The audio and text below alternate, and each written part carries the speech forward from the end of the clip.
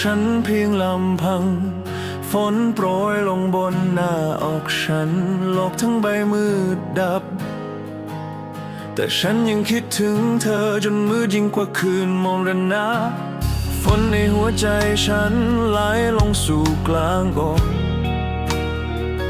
ทุกหยดราวกับความคิดถึงที่ทำให้เจ็บจนทนไม่ไหวท้องฟ้ามืดสนิทฉันยืนอยู่ในความว่างเปล่าเสียงลมพัดเรียกชื่อเธอทำให้ฉันแทบไม่ได้ยินเสียงหัวใจตัวเองเธอจากไปแล้วแต่ฉันกลับปล่อยมือจากเธอไม่ได้เงาของเธอยังคงพันธนาการฉันไว้ในความมืดมิดนี้ฉันคิดถึงเธอไม่ต่างจากสายน้ำที่ไม่มีวันหยุดไหลกำลังคำรามอยู่ในหัวใจฉันทำให้ฉันร้องไห้แต่ไม่มีใครเคยได้ยินเธอจากไปแล้วเหลือเพียงฉันกับความมืดฝนในหัวใจฉันผลักฉันสู่เสียงร้องไห้ในวิญญาณตัวเอง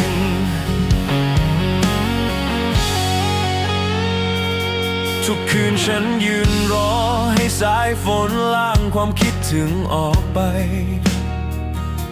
ฉันก้าวเดินช้าๆรับรู้ถึงโลกที่สั่นไหวแสงไฟสลัวที่ไกลแสนไกลสลายเป็นผงฝุ่นหัวใจของฉันได้ยินเพียงเสียงของเธอที่ย้อนกลับมาดังอีกครั้งชื่อของเธอยังคงห้อยอยู่บนหัวใจฉันดังเชือกที่ดึงฉันกลับไปซ้ำแล้วซ้ำเล่ายิ่งฉันพยายามหนีไกลเท่าไรความทรงจำของเธอก็ยิ่งบงการฉันมากขึ้นเท่านั้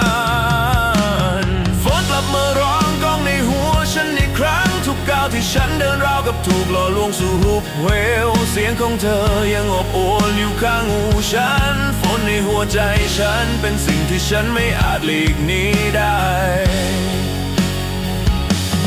ค่ำคืนนี้ยาวนานเกินไปแต่ฉันก็ยังกลัวเสียงฟ้าผ่าดังกึกก้องเรียกชื่อเธออีกครั้งหยาดฝนทำให้ผิวฉันแสบร้อนแต่ฉันก็ไม่อาจล้มลงเพราะในความมืดนี้เธอคือแสงสว่างที่หายไปนานเหลือเกินฝนท่าโถมใส่โลกใบนี้จนสว่างวาบฝนเวียงฉันลงสู่ความมืดที่ฉันแทบหายใจไม่ออกเธอจากไปแล้วแต่เสียงของเธอยังเร่าร้อนอยู่ในใจฝนในหัวใจของฉันคือเพลงสุดท้ายที่ฉันยังคงรั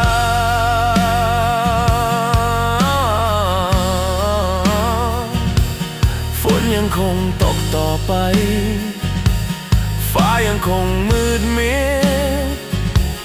ฉันยังคงรอจนกว่าวันที่เธอกลับมาหรือวันที่ฉันจมสู่ความมืดไปพร้อม